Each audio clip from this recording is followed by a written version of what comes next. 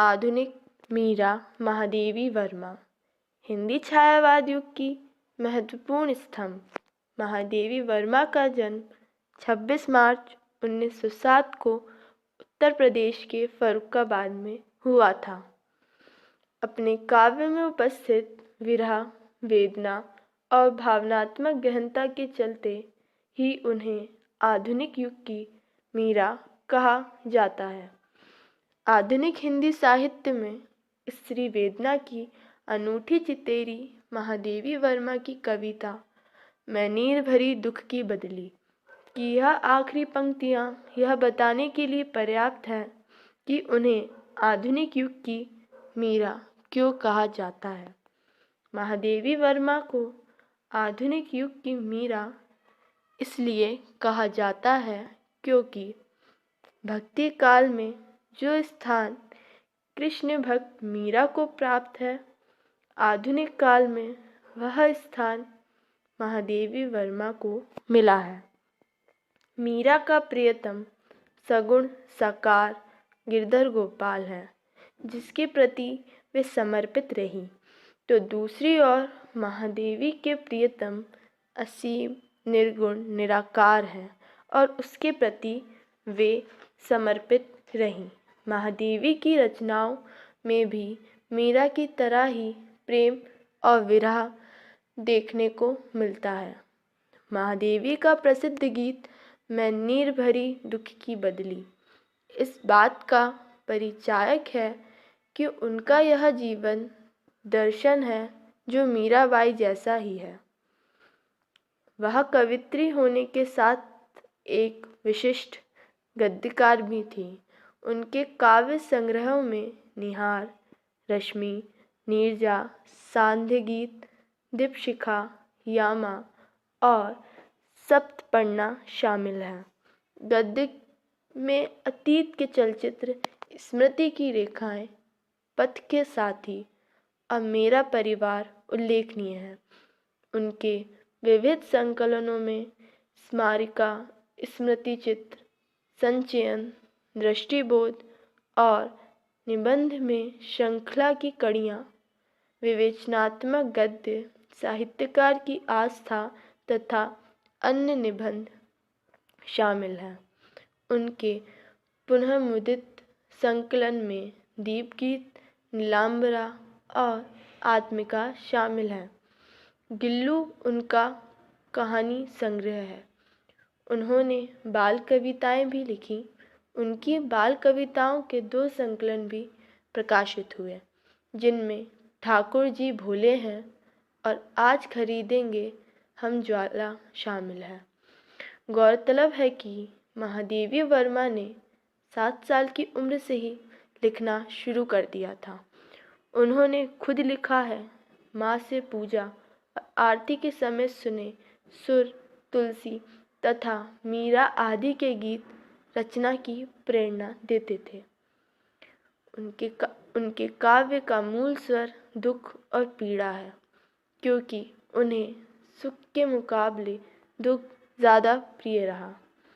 खास बात यह है कि उनकी रचनाओं में विषाद का वह भाव नहीं है जो व्यक्ति को कुंठित कर देता है, बल्कि संयम और त्याग की प्रबल भावना है।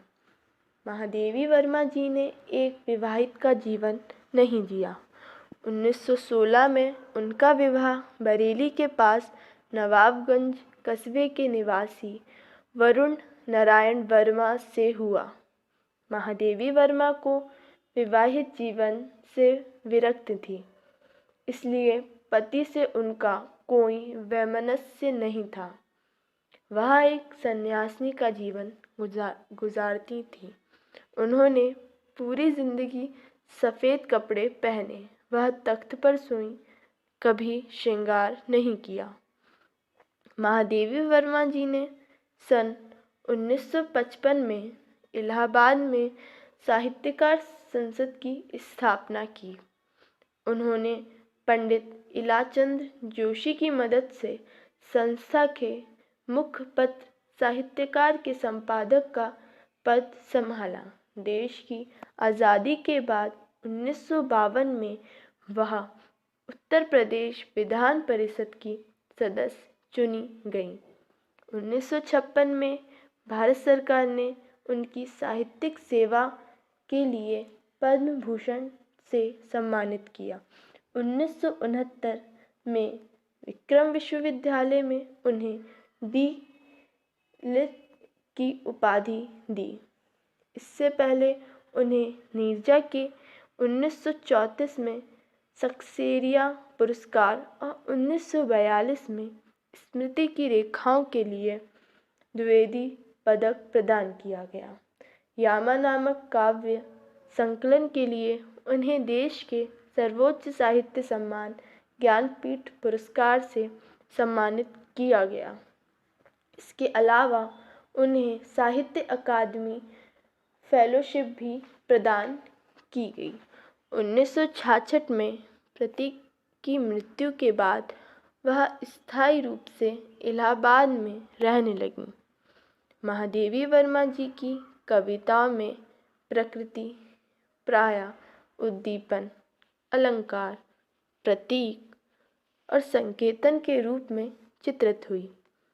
प्रणय, निवेदन, करुणा, वेदना, उम्मीद, रहस्य, जागरण, जिज्ञासा जैसे भाव से वह चित्रमयी भाषा, प्रतीक, लक्षण, नाद, अलंकार, छंद, लय को बांधकर उसे काव्य रूप देती हैं।